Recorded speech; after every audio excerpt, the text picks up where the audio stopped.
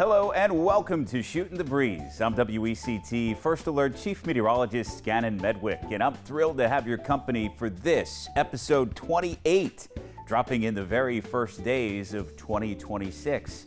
Let's refer to that calendar for this episode's trivia question. On which dates does Wilmington's average daily high temperature climb above 70 in spring and fall below 70 in autumn? You can pick from choices A, March 21st and November 11th, B, March 31st and November 7th, C, April 7th and November 3rd, or D, April 11th and October 31st. Your answer is coming right up when we wrap up Shootin' the Breeze. In this By the Numbers segment, some hurricane tracking data from 2025 that likely gives a glimpse into the future of storm forecasting. And it's interesting. First, consider the devastating Caribbean hurricane Melissa, which raked over Jamaica and Cuba in October of 2025. And specifically, its 5-day track error from the GFS computer, a purely numerical model. Next, the same such error from the National Hurricane Center, not a model, but a forecast, laced with the intuitions of human meteorologists, and unsurprisingly, a much more stable and reliable product than the raw numerical model. The eyebrow raiser is, if you add in AI, the computer virtually closed the gap with the humans on Melissa. And from a 2025 season-wide standpoint, the Google DeepMind artificial intelligence weather model did match the forecasting prowess of the humans of the NHC. As AI continues to learn, it will undoubtedly drive the future of hurricane forecasting, blending the lightning-quick computational speed of a machine and the savvy recognition of a sage that knows how a weather story will end because he's already read 10 scripts like it before.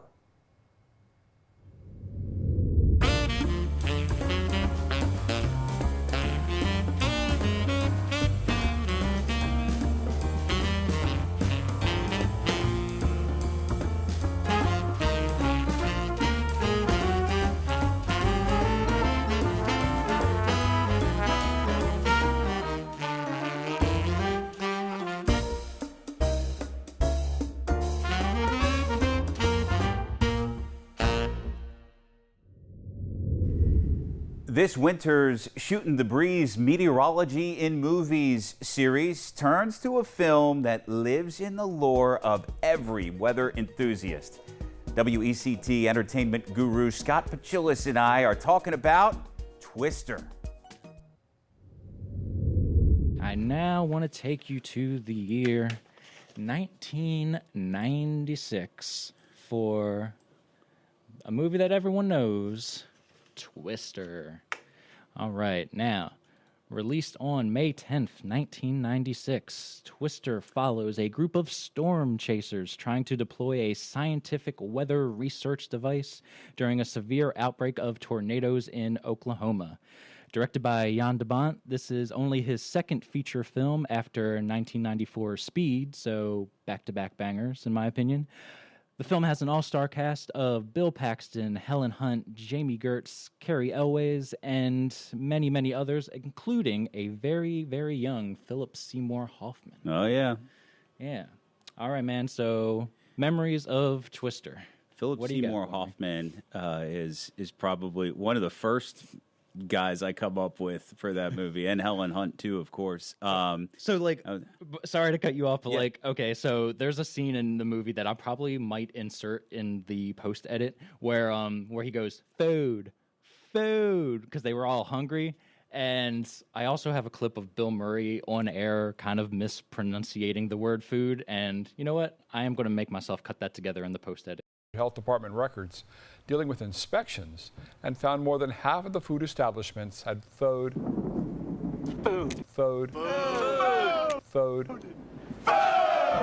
not cold enough. So everyone can enjoy that. But yes, that's one of my memories of the movie. But yes, go on. Was that when they stopped for a little grub? Oh yeah, At the grandma's house. Yeah, I do yeah. remember that. There you go. There's that grub. Yeah, surface memories. I've been in high school, already very interested in weather. Did not see this one in the theaters, believe it or not, but saw it probably on VHS at that point. Yeah, just a little bit later. Yeah. Yeah, for me, such a quotable movie. Every time it starts to rain, I gotta go. We got cows.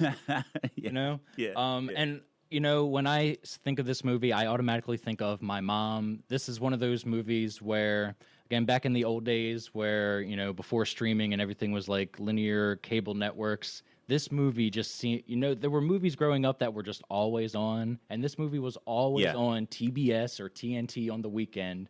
And it's one of those movies where if it's on, no matter what point of the movie it's on, you got to stay and watch it to the end. Yeah. And I just think of my mom always watching this like every weekend. It's like what Goodfellas is to gangster movies is what this is to meteorological weather-related movies. Yes. It's the standard bearer. It is a perfect. Not surprised you had it in the rundown today. Yes, perfect 90s action movie. All right, what am I poking holes in?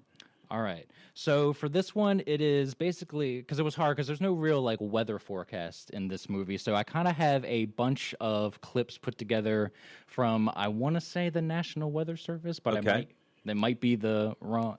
I think it's on the clip as soon as we pop up what the name of this place actually is. Okay. So let me just play it for us. Here we go.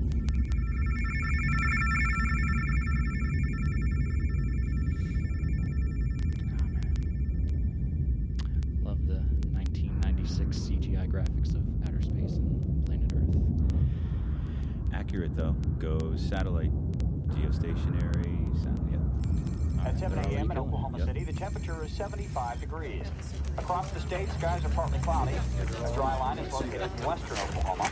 Visible satellite pictures indicate thunderstorms developing along and ahead of the dry line. Temperatures over the state were in the mid-70s to low 80s. Bryce, take a look. Cap's already starting to break. All the models are forecasting lifted indices from -6 to -10. You know, if these cells keep building like this, there could be a record outbreak of tornadoes. This is going to be a long day.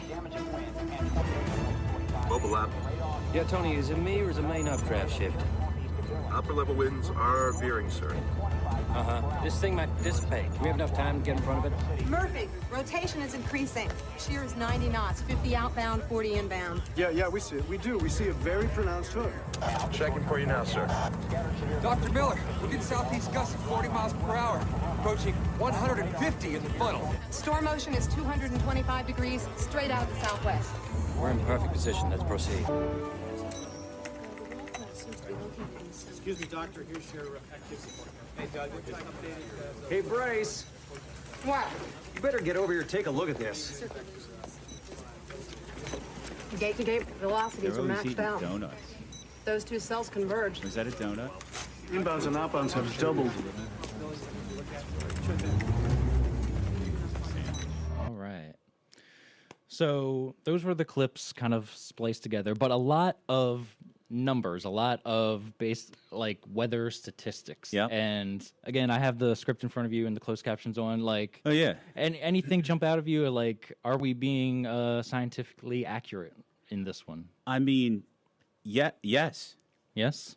It's quite simply, a lot of times they mention the dry line, which is a feature of disparity in moisture that can focus supercell thunderstorms that generate tornadoes. There's references to wind shear, lifted index. A lot of these parameters are what meteorologists would be looking at, and then by extension, the storm chasers. Now the kind of juxtaposition between like them having a direct line, which I think is implied that. I don't think that is fully accurate, but for the cinema, can't hate it. You're not talking to the National Weather Service on a daily basis? We haven't chat, No. But in terms of the Severe Storms Lab, I think they would be having a full-time job and a half if they just had to communicate with individual meteorologists and storm chasers. So they kind of set out the data, and then it's like for people in the studio or on the ground to do what they will with it. Okay. And, I'm just looking over the transcript and rotation is increasing. Shear is 90 knots, 50 outbound, 40 inbound, southeast gust, 40 miles an hour. Again, to a average movie goer like myself, you could say anything and it wouldn't matter. But again, I refer to you. Is this scientifically accurate? Sure. The outbound and inbound refers to Doppler radar. When we're in tornado warning coverage, when we get tornadoes, we look at the velocity, and you look for outbound velocity or away from the radar site, right next to inbound velocity, and that's the sign that you have a twist going on there, and that's your tornado, or at least rotation. So all of that would be extremely consistent. Okay. Let's say that. And then let's scrub ahead right to the end here. This basically is an image that stops everyone in their tracks. What am I looking at here, and why is it catching everyone? Why is it stopping everyone in their tracks? And right after the scene, the ominous music plays. Sure. What am I looking at? 30 years ago, the radar would be a little bit lower res, but that is Oklahoma, and there is at least some attempt to show the area of outbound versus inbound velocity. Those would be that's like your fence there between the colors. And so whenever there's a little sharp edge, then you say, okay, the rotation is tight in that area. And that's what a meteorologist would be looking at if he or she is trying to detect a tornado within a thunderstorm. Okay. Entirely consistent with the technology. The NEXRAD radar generation came on in the late 80s, early 90s. And so this would be in the mid 90s, and it all fits. Man. Hats off to them. Man, so you're telling me we are now 2 for 2 in Hollywood accuracy? Yeah, I would say exactly. Yeah, if it's pass fail, enthusiastic pass. Sure had fun with Twister, and in case you missed it, scroll back to Shootin' the Breeze, episode 27 from December for Scotty and I's breakdown of The Perfect Storm. And be sure to catch episode 29, where we'll shoot the breeze about the movie Groundhog Day. Appropriately enough, I expect that one will drop in February, right around Groundhog Day.